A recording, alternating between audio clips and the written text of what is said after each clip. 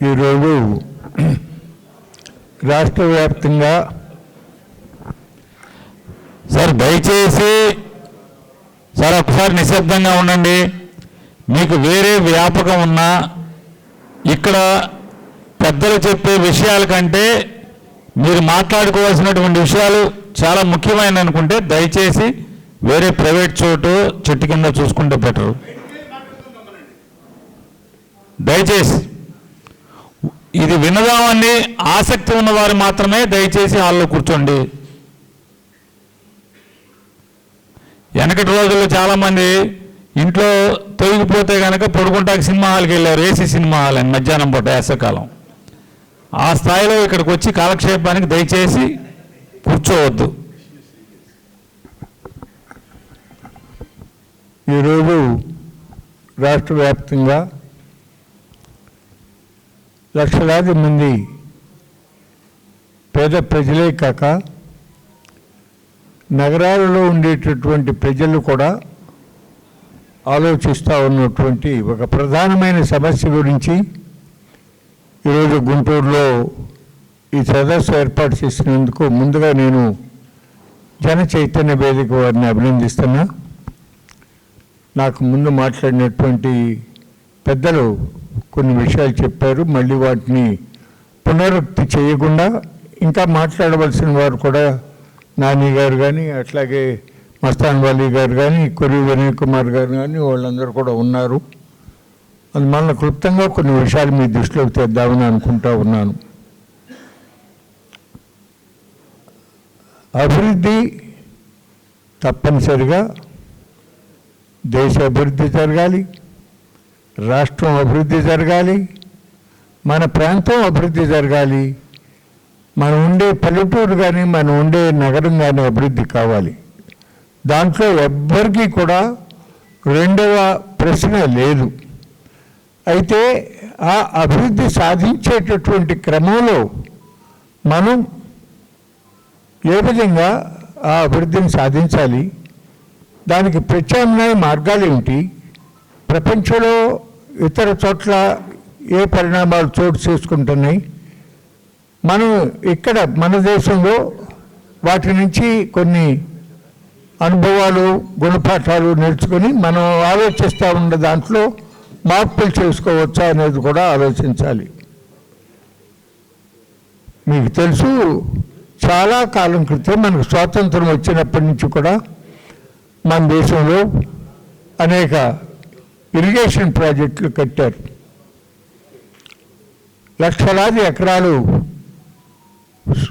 ఆ ప్రాజెక్టుల కొరకు, కాలువల కొరకు తీసుకోవడం జరిగింది. అట్లాగే జవహర్లాల్ నెహ్రూ గారు మరి స్వతంత్రం వచ్చిన కొత్తలో బేసిక్ ఇండస్ట్రీస్ డెవలప్ చేసుకోవాలి, మనం స్వశక్తిగా మన కాళ్ళ మీద నిలబడగలంటే హెచ్ఎంటీ కానీ, బీఈఎల్ కానీ, బిహెచ్ఈఎల్ కానీ ఎన్నో సంస్థలు, డిఫెన్స్తో సహా ఎన్నో సంస్థలు, డిఆర్డిఎల్ అన్నీ కూడా వచ్చినాయి. కొన్ని కోట్ల ఎకరాలు ప్రభుత్వం తీసుకుంది అభివృద్ధి పనుల కోసం. 6 కోట్ల మంది నిర్వాసితులు అయ్యారని చెప్పి 12వ ప్రణాళిక రిపోర్ట్లో ప్రభుత్వమే చెప్పింది. కానీ అందులో 3వ వంతు మంది మాత్రమే వాళ్ళకి పునరావాస బెనిఫిట్స్ అందినాయి. తత్తిమ వాళ్ళకి అప్పటికి ఇప్పటికి కూడా సరైన న్యాయం జరగల. ఈ పరిస్థితుల్లోనే మన ఆంధ్రప్రదేశ్ రాష్ట్రంలో 2012లో ఇందాక మన కెఎస్ లక్ష్మణరావు గారు చెప్పినట్టు 1894 భూసేకరణ చట్టం ఉంది. ఆ తర్వాత మళ్ళీ మన ఆంధ్రప్రదేశ్లో ఒక 2012 ల్యాండ్ అలాట్మెంట్ పాలసీ అనేది వచ్చింది. ఆ తర్వాత మళ్ళీ 2013 సరైన నష్టపరిహారం పునరావాసం అనేటటువంటి దాంట్లో 2013 చట్టం వచ్చింది. మళ్ళీ మన ఆంధ్రప్రదేశ్ రాష్ట్రంలో రాష్ట్ర ప్రభుత్వం చంద్రబాబు నాయుడు గారు మళ్ళీ ఒక సవరణ చట్టం కూడా తెచ్చారు. వీటిల్లో ప్రధానంగా ఏంటంటే ఆ చట్టాలలో ఉన్నటువంటి విధంగా కూడా ప్రభుత్వాలు చేయటల్లా. ఉదాహరణకి 1894 చట్టంలో సెక్షన్ 44A ఏముంటుందంటే, ఒక పర్పస్ కోసం కొంత భూమిని తీసుకొని ఒక సంస్థకి ఇచ్చినప్పుడు ఆ సంస్థ దానిని మళ్ళీ వేరే వాళ్ళకి ఇవ్వటం కానీ, ఆ భూమిని తీసుకెళ్ళి తాకట్టు పెట్టడం కానీ, ఆ భూమిని అమ్మటం కానీ లాంటి వాటికి వీలు లేదు అని చెప్పి స్పష్టంగా చెప్పింది.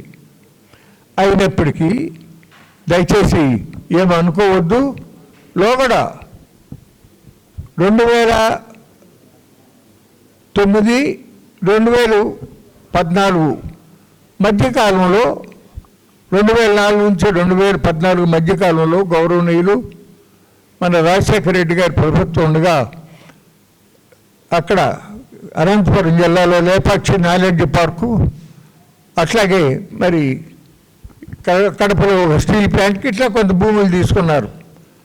కడపలో ఎట్లా ఉన్నాయి, కానీ ఆ లేపాక్షి నాలెడ్జ్ పార్క్ అనేటటువంటి దానికి తీసుకున్న 8,844 ఎకరాలు, అది మేము అక్కడ బ్రహ్మాండంగా ఐటీ డెవలప్ చేసి కొన్ని వేలాది మందికి ఉద్యోగాలు ఇస్తామని చెప్పి చివరికి ఏమీ జరగల. హిందూ ప్రాజెక్ట్స్ అనేటటువంటి వారు ఆ బాధ్యత తీసుకొని ఆ భూములు బ్యాంకులో తాకట్టు పెట్టి కొన్ని వేల కోట్ల రూపాయలు అప్పు తీసుకున్నారు. వాళ్ళు కట్టాల. ఇప్పుడు ఆ భూముల్ని బ్యాంకులు మేము అమ్ముకుంటామంటారు.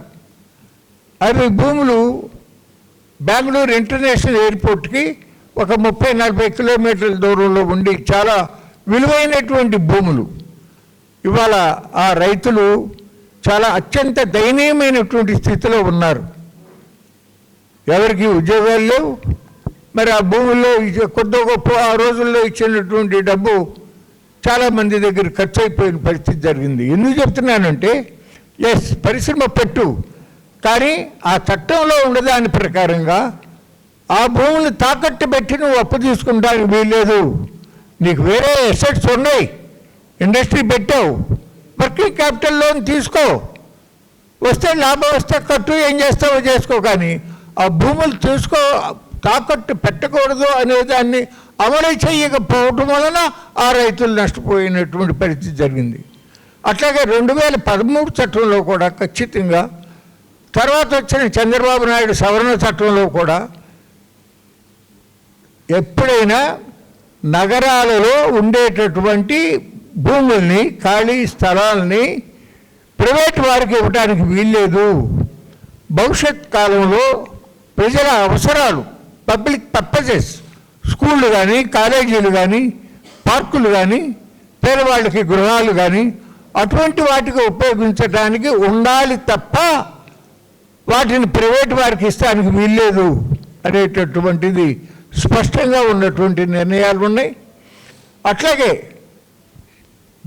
ఖాళీగా ఉండేటటువంటి బ్యారన్ ల్యాండ్స్ తప్ప పంటలు పండేటటువంటి వ్యవసాయ భూములు తీసుకోకూడదు.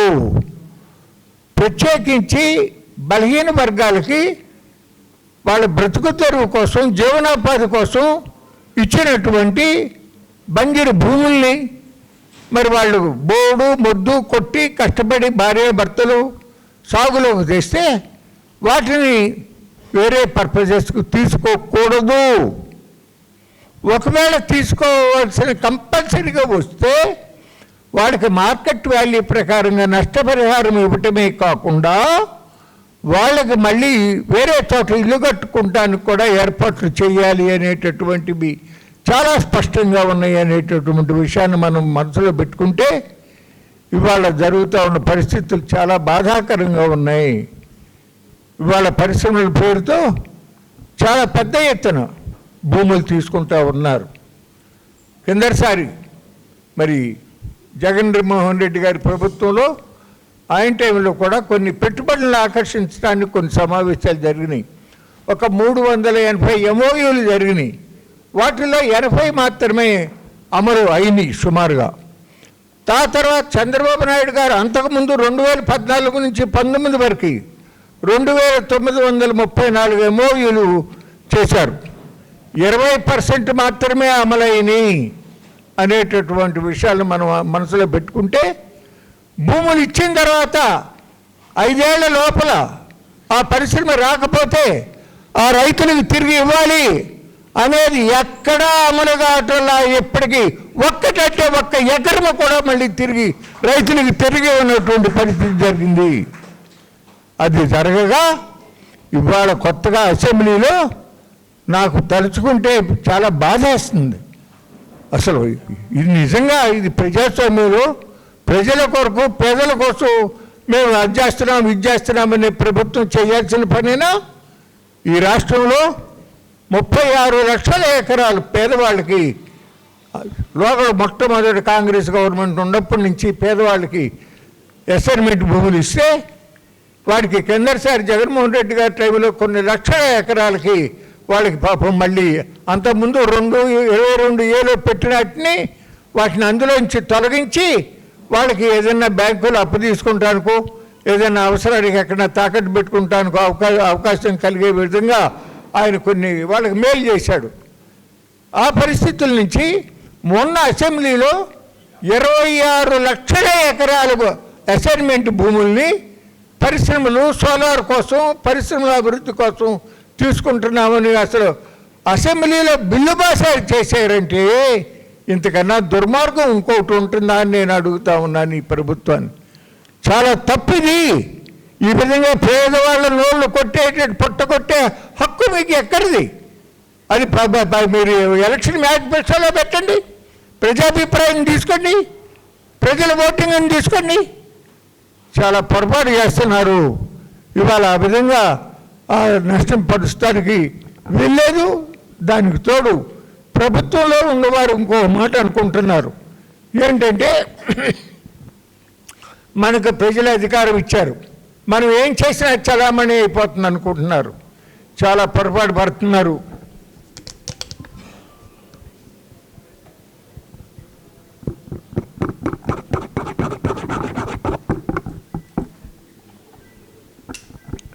భారత రాజ్యాంగం ఉంది. డాక్టర్ బాబాసాహెబ్ అంబేద్కర్ గారి ఆధ్వర్యంలో రూపొందించుకున్న భారత రాజ్యాంగం ఉంది. దాంట్లో చాలా స్పష్టంగా సూత్రాలు ఉన్నాయి. వాటికి భిన్నంగా వెళ్ళడానికి వీల్లేదు. ఆర్టికల్ 14 చట్టం ముందు ఎవరైనా సమానమే. అట్లాగే సుప్రీంకోర్టు జడ్జిమెంట్లు ఉన్నాయి. ప్రభుత్వం అనేది ప్రజల తరఫున ఒక ధర్మకర్త మాత్రమే. ప్రభుత్వ ఆస్తులకి ప్రైవేట్ వ్యక్తులు తాము ఇష్టం వచ్చినట్టుగా ధారాగతం చేయటానికి ప్రభుత్వానికి అధికారం లేదు అని చెప్పి అనేక జడ్జిమెంట్లు ఉన్నాయి. ఎంసీ మెహతా వర్సెస్ కమల్నాథ్ అనేటటువంటి దాంట్లో చాలా స్పష్టంగా సుప్రీంకోర్టు ఏనాడో తీర్పిచ్చింది. It is a part of the law of the land అని చెప్పి కూడా చాలా స్పష్టంగా చెప్పారు. ఆ పరిస్థితుల్లో మీకు సమాచారం కోసం చెప్తున్న క్లుప్తంగా చాలా సుదీర్ఘమైన విషయాలు ఉన్నాయి కానీ బట్ నేను చాలా 1-2 విషయాలు మాత్రమే చెప్తా. మీ అందరికీ తెలుసు, మన తెలుగువాడు ఎన్వి రమణ గారు సుప్రీంకోర్టు చీఫ్ జస్టిస్ చేశాడు. ఆయన దిగిపోయే ముందు హైదరాబాద్లో international centre for mediation and arbitration అనేటటువంటి ఒక సంస్థను ఏర్పాటు చేశాడు. దానికి కేసీఆర్ గారు ముఖ్యమంత్రిగా ఉండి కొంత ల్యాండ్ ఇచ్చాడు. హైదరాబాద్ సిటీలో కొన్ని కోట్ల రూపాయలు డబ్బు శాంక్షన్ చేశాడు. దానిపైన ఒక లాయర్ గారు కోర్టులో వేశాడు. ఇదేంటండి, సుప్రీంకోర్టు జడ్జిమెంట్లు అంతకుముందు అనేక జడ్జిమెంట్లు ఉన్నాయి. ప్రభుత్వ భూమిని, ప్రత్యేకంగా నగరాల్లో ఉండే భూమిని అట్లా ఇవ్వడానికి వీల్లేదు అని ఉంటే ఇట్లా ఎట్లా ఇస్తారు ఉచితంగా అని చెప్పేస్తే కొట్టేశారు. కేసీఆర్ చేసిన కేటాయింపుని కొట్టేశారు. సుప్రీంకోర్టుకి వేశాడు, సుప్రీంకోర్టులో కూడా కొట్టేశారు. ఆ విధంగా మరి ఒక సుప్రీంకోర్టు జడ్జి గారు చేసిన నిర్ణయాన్నే కొట్టేసినటువంటి పరిస్థితి జరిగింది అనేటటువంటి విషయాన్ని మనం దృష్టిలో పెట్టుకోవాలి.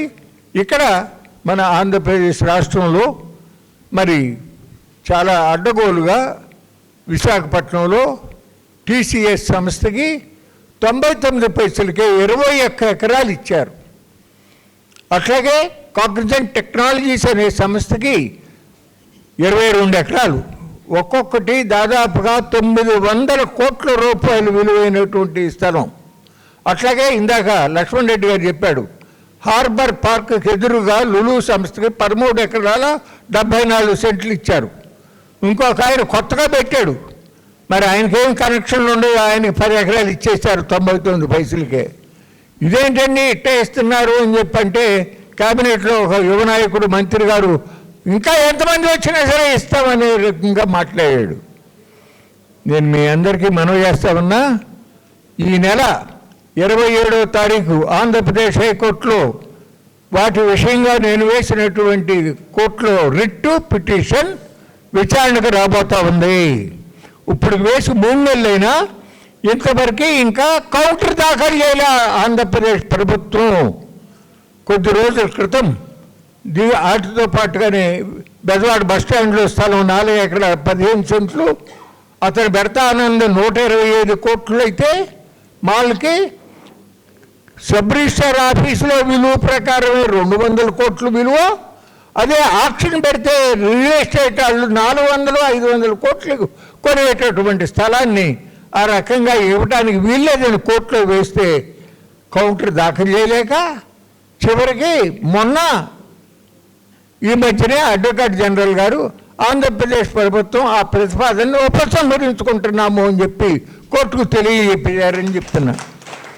అంతేకాదు, ఇవాళ కాదు, 2014-19 మధ్యలో చంద్రబాబు నాయుడు గారు ముఖ్యమంత్రిగా ఉండగానే బెజవాడలో స్వరాజ్య మైదానం స్థలాల్లో ఒక పెద్ద పెద్ద కార్పొరేట్ సంస్థలకి ఆఫీసులకి, అట్లాగే కాన్ఫరెన్స్ హాలు, ఇట్లా కొన్నిటి కోసం అని చెప్పి చైనా కంపెనీ GIIC అనే సంస్థకి ఇవ్వాలి, దాని పక్కన ఉండ స్టేట్ కేసు స్థలంతో సహా ఒక ఎలక్ట్రికల్ సబ్స్టేషన్తో సహా అని ప్రభుత్వం నిర్ణయం తీసుకుంటే ఆ రోజు కూడా హైకోర్టులో పిల్లేసా.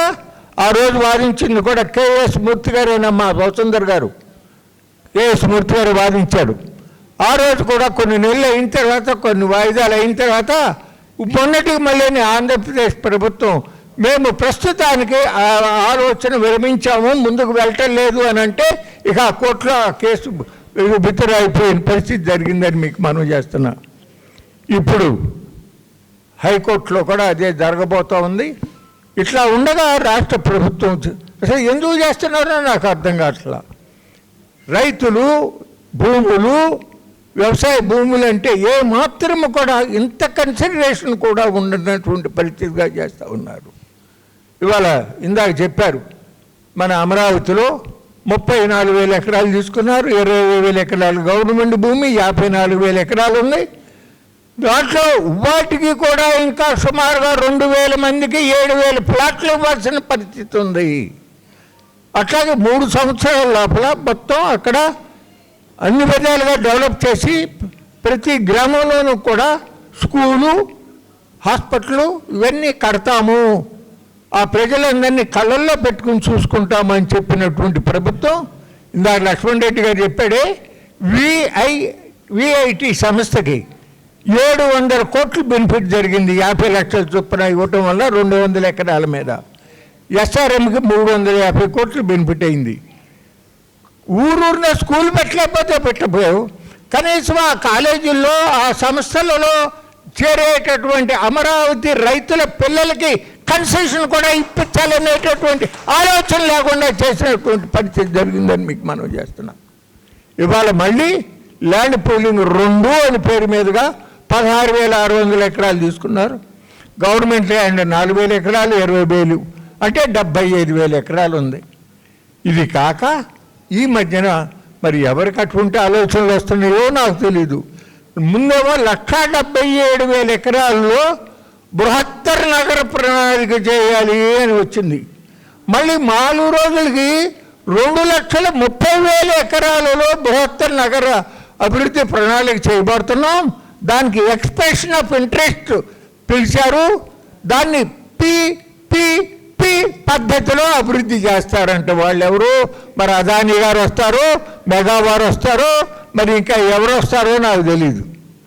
ఈ రకమైనటువంటి చాలా ఆలోచనలు వాస్తవానికి దూరంగా, కామన్ మ్యాన్కి, రైతాంగానికి దూరంగా ఈ రోజున జరుగుతూ ఉండటమే కాకుండా మళ్ళీ inner ring road, outer ring road, ఇప్పటికే మనకి హైదరాబాద్ నుంచి సూర్యాపేట, కోదాడ, జగ్గైపేట దగ్గరలో నుంచి మనకు బెజవాడ వచ్చి, బెజవాడ నుంచి మళ్ళీ బందర్ వెళ్తూ ఉంటే నేషనల్ హైవే 65.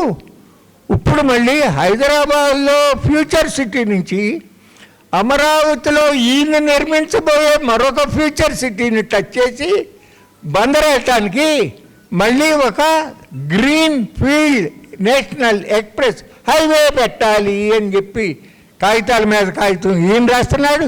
ఈ శిష్యుడు రేవంత్ రెడ్డి ఆయన తానా అంటే తందానా అంటా ఉండే పరిస్థితి జరుగుతూ ఉంది. ఇదేంటంటే బాబు, మేము ఆ ఉండే నేషనల్ హైవే 65ని 4 లైన్ల నుంచి 6 లైన్లకి అభివృద్ధి చేయబోతూ ఉన్నాం కదా, మళ్ళీ ఇదెందుకు? బోళ్ళంత ఖర్చు అవుతుంది, బోళ్ళంత డబ్బు ఖర్చు అవుతుంది సెంట్రల్ గవర్నమెంట్కి కూడా. మరి అట్లాగే ఔటర్ రింగ్ రోడ్ ఆల్రెడీ మనకి అక్కడ మన ఏలూరు నుంచి వచ్చేదానికి బైపాస్ వచ్చి వెస్టర్న్ బైపాస్ వచ్చేసింది. కాజా దగ్గర నుంచి మళ్ళీ నిర్మాణూరుకి ఈస్టర్న్ బైపాస్ కూడా సెంట్రల్ గవర్నమెంట్ అంగీకరించింది. కానీ ఈయన ఐఆర్ఆర్ ఓఆర్ అంటే ఆ అలైన్మెంట్ కూడా ఈస్టర్న్ బైపాస్ దగ్గరగా వెళ్తుంది కాబట్టి మేము అది డ్రాప్ చేసేసాము అన్నారు వాళ్ళు. ఇవాళ మరి ఆరా వెంకటేశ్వర గారు 10 మెడికల్ కాలేజీలకి మరి ఆ రోజున జగన్మోహన్ రెడ్డి గారు సాధించినటువంటి ఆ మంచి కార్యక్రమాన్ని ముందుకు తీసుకెళ్లాలంటే 4,400 కోట్లు మా దగ్గర డబ్బు ఎక్కడ ఉన్నాయి, పీపీపీ పద్ధతిలో ఇచ్చేస్తున్నాము అంటాడు చంద్రబాబు నాయుడు గారు. కానీ ఓఆర్ఆర్లో ఐఆర్ఆర్ ఏమో AP capital region development authority బాధ్యత. హైదరాబాద్లో ఎట్లయితే అక్కడ Hyderabad metropolitan development authority HMDA బాధ్యత పడిందో, ఇక్కడ ఏపీసీఆర్డీఏ బాధ్యత వాళ్ళ మీద పడుతుంది ఆ డబ్బు ఖర్చు అంతా కూడా. ఓఆర్ఆర్లో 140 మీటర్లు ఎడల్పున 189 కిలోమీటర్లు ఉండాలి అంటున్నారు. సెంట్రల్ గవర్నమెంట్ ఎందుకంటే బాబు 70 మీటర్లు సరిపోతుంది కదా అంటే, అమ్మమ్మమ్మ రాబోయే రోజుల్లో అమరావతి నగరం ఎంతో బ్రహ్మాండంగా అభివృద్ధి అయిపోతుంది, 35 లక్షల జనాభా ఉండబోతున్నారు. కాబట్టి కంపల్సరిగా 140, అసలైతే ఆయన ఇంకా ఎక్కువ అడిగాడు, చివరికాళ్ళు 140కి సరిలేపన్నారు. దాంట్లో ఎక్స్ట్రా రాష్ట్ర ప్రభుత్వం మీద 3,000 కోట్లు పడబోతా ఉంది. ఐఆర్ఆర్ బాధ్యత బోల్డ్ పడబోతా ఉంది. అంటే రాష్ట్రం మొత్తం మీద 10 మెడికల్ కాలేజీలు సామాన్యమైన పేదవాళ్ళకి ఉపయోగపడేదానికేమో డబ్బులు లేవా, వీటికేమో అవసరం లేని దానికి ఇంకా ఎప్పుడో 20-25 ఏళ్ళకైనా అవసరంగా రాబోయేటటువంటి ఔటర్ రింగ్ రోడ్ కోసం ఇప్పుడే రైతుల దగ్గర నుంచి భూములు తీసుకుని అవన్నీ మళ్ళీ ఆ అమరావతిలో కర్తమ్మ చెట్లు పెరిగినట్టుగా మొత్తం రైతుల భూములన్నీ కూడా ఆ విధంగా తయారయ్యేటటువంటి పరిస్థితికి ఈరోజు ప్రభుత్వం యొక్క ఆలోచనలు జరుగుతూ ఉన్నాయి. దయచేసి నేను మీ అందరికీ మనవి చేస్తా ఉన్నా, నగరాలలో ఉన్నప్పటికీ కూడా మీరు కూడా దయచేసి ఆలోచించండి. ప్రజాప్రభుత్వంలో ప్రజలు తప్పనిసరిగా నోరెత్తి అడగాలి. అదే బాబాసాహెబ్ అంబేద్కర్ గారు మనకు చెప్పింది, తెలుసుకోవాలి, ప్రశ్నించాలి. ప్రశ్నించకపోతే ఎప్పుడు కూడా పాలకులు, ప్రశ్నించే ప్రజలు, వినేటటువంటి పాలకులు లేకపోతే ప్రజాస్వామ్యం జయప్రదం కాదు అనేటటువంటి విషయాన్ని ఈ సందర్భంగా తెలియజేస్తూ, తప్పనిసరిగా మీరు కూడా మీ ప్రజాప్రతినిధుల ద్వారా ఒత్తిడి తండి. ప్రభుత్వం చేసే మంచి పనులకే సపోర్ట్ చేస్తాం, కానీ ప్రజలకు అపకారం జరిగేటటువంటి వాటి మీద ఆలోచించండి. ఉదాహరణకు సోలార్ కంపెనీలకు సంబంధించి, సోలార్ పవర్కి సంబంధించినంతవరకు ఇవాళ ఇప్పటికే కొన్ని వేల ఎకరాలు మన రాష్ట్రంలో తీసుకున్నారు. దేశం మొత్తం మీద 1,75,000 ఎకరాలు తీసుకున్నామని చెప్పి కేంద్ర ఎలక్ట్రిసిటీ మంత్రి గారు ఆర్కే సింగ్ గారు పార్లమెంట్లో చెప్పాడు 23 నాటికి. ఇప్పటికీ 4,25,000 ఎకరాలు తీసుకున్నారు. ఎందుకు? అవసరమా? సోలార్ అవసరమే. సూర్య భగవానుడు యొక్క సూర్యకాంతి మనకి అందరికీ వస్తూ ఉంది. చెట్లు పెరగటానికని, పంటలు పెరగటానికి అన్నిటికీ ఉపయోగపడుతుంది. ఆ సహజంగా ప్రకృతి ప్రసాదించినటువంటి ఆ వనరు మన ప్రజలందరికీ ఉపయోగపడాలి. అట్లా కాకుండా ఎక్కడో కొద్ది చోట్ల సోలార్ పార్కులు పెట్టి వాళ్ళు కొన్ని వేల కోట్లు లక్ష కోట్లు లాభాలు పొందేదానికి ఎందుకు అవకాశం ఇవ్వాలి? చైనాలో 230 కోట్ల గిగావాట్ల సోలార్ రూఫ్ టాప్ సోలార్ వాళ్ళు ఉత్పత్తి చేసుకుంటా ఉన్నారే. వాళ్ళ ప్రపంచం మొత్తం మీద టాప్ పొజిషన్లోకి వెళ్ళిపోయారు. చైనా అమెరికాని మించిపోయింది. రెన్యూబుల్ ఎనర్జీలో వాళ్ళు చాలా ముందుకు వెళ్ళిపోయిన పరిస్థితి జరిగింది. కొన్ని కోట్ల ఇళ్ల మీద రూఫ్ టాప్ సోలార్లు పెట్టేశారు, వ్యాపార సంస్థల మీద పెట్టేశారు, ప్రభుత్వ సంస్థల మీద, స్కూళ్ళ మీద, అన్ని బిల్డింగుల మీద పెట్టేసి దానివల్ల ఉపయోగం ఏంటి? ఆ ప్రాంతంలోనే వినియోగించబడుతుంది. ఎక్కడో రాజస్థాన్లోనో గుజరాత్లోనో సోలార్ పవర్ తయారైతే అది ఆంధ్రప్రదేశ్ వచ్చేటప్పటికి దారిలో దాదాపు 15% వేస్ట్ పోతుంది. ట్రాన్స్మిషన్ అండ్ డిస్ట్రిబ్యూషన్ లాసెస్ అంటారు. దానికి ఆస్కారం లేకుండా రూఫ్ టాప్ సోలార్లో ప్రధానమంత్రి సూర్యఘర్ ముఫ్తీ బిజిలీ యోజన అనే స్కీమ్ ఉంది. దాని కింద మన దేశంలో అట్లాగే మన ఆంధ్రప్రదేశ్ రాష్ట్రంలో కూడా ప్రతి ఇంటి మీద సోలార్ పవర్ తయారు చేసేటటువంటి విధానాన్ని తీసుకొచ్చినప్పుడు ప్రజలందరికీ మేలు జరుగుతుంది. ఆ కోణంలో ఆలోచించాలి.